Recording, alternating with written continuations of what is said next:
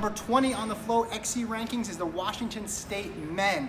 Now they finished 24th last year at the NCAA championships, but we expect them to improve this year, and a big reason why is incoming transfer Wesley Carew. He spent last year competing for Hampton, didn't run cross country, but he was sensational in track, made it to the NCAA championships in the steeplechase. He ran 8:45. Mix him in with Chandler Teagan, the Cougars top returner, and a couple other seniors, and things should be really, really rolling in Poland. Coming in at number 19 on the Flow XC rankings, the Air Force men. They returned 5 members of a team that finished 15th at the NCAA championships last year. 2 key names you know on that squad: Mickey Davey, 18th individually last year in that meet, also a sub 14-minute 5K runner.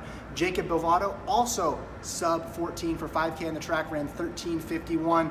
2 big names that are going to lead Air Force, we believe, into the top 20. Coming in at number 18 on the men's side of the Flow XC countdown is the Virginia men. Now they've lost their head coach. Pete Watson is now here in Austin at Texas, but they bring in a lot of experience with Coach Jason Dunn, the track and field director of ops. He's been the coach before. He'll stabilize that program. Up top, we have Brent Damaris, the top 20 guy from last year. We also have Ari Clow coming in, and Lachlan Cook. Those are 3 guys that were in the top 5 from their 16th place team. We have them slotted at 18. Coming in at number 17 on the Flow XC rankings, the Indiana men. Now they did not make the NCAA finals last year. Look for that to change in 2018. Up front, you have Kyle Mao. A lot of experience there. Indoor Big Ten champion, ran 7:50 in the 3K. Also, Ben Veach made the NCAA championships last spring in the 5,000 meters, and a strong finisher. Rounding out the squad and giving the Hoosiers a big boost should be Dustin Horder. He's the number 2 ranked high school recruit coming out of Ohio, and he's on a 4:04 miler.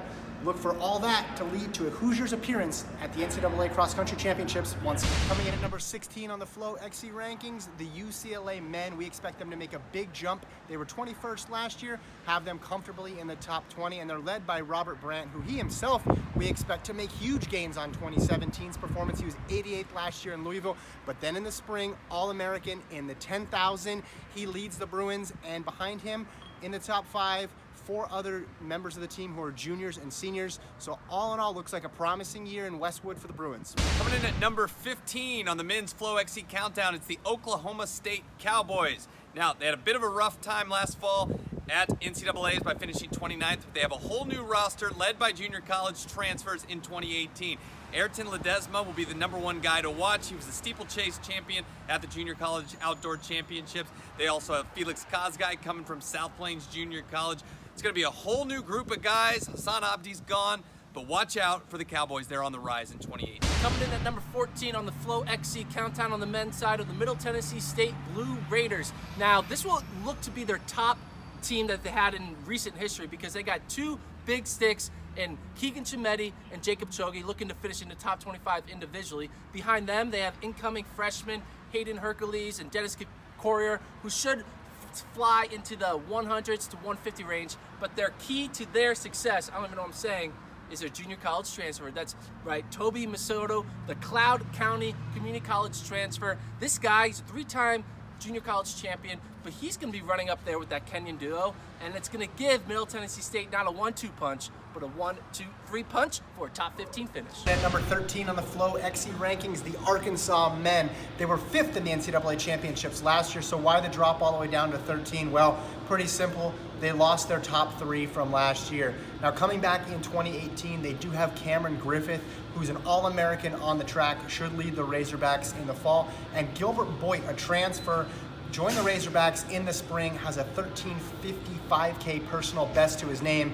Now, runners 3 through 7, that's really going to be the deciding factor for the Razorbacks to see if they can get into that top 15 or potentially even crack the top 10. Coming in at number 12 are the Syracuse Origin. Now, it's going to be a very different team because there's no big 3. There's no Knight, Germano, or Benny. No head coach, and Chris Fox, he went over to coach Knight in the pro circuit. But don't worry, they returned some young incoming talent, and they got a new head coach, former assistant coach Brian Bell, leading these guys to what should be a top 15 finish. So they got 2 steeplechase heroes up front. That's right, they're heroes. Got Aiden Tooker and Noah Affolter leading the charge, and they got some incoming freshmen, some from Canada, some from Florida, all over the country, coming in. 1 or 2 should make an immediate impact, but look out for the Syracuse Orange to be top 15, coming 12th here, maybe top 10, and then the next 2 years, they'll be flirting at the podium. Number 11 on the men's side of the Flow XC countdown, it is the Boise State Broncos. Now last year they were 19th, but this year we think they're going to be a lot better, moving up 8 places. That is because they have 2 All-Americans returning in Addison DeHaven and Myler Haller. They also should have a better season out of Yusuke Uchakoshi, who was in the 200s last year despite being in the top 20 2 years ago. They also have the return of Elijah Armstrong coming back from his Mormon mission. Overall, put it all together, they have an incredible top 4 that should lead them near the top 10 in 2018.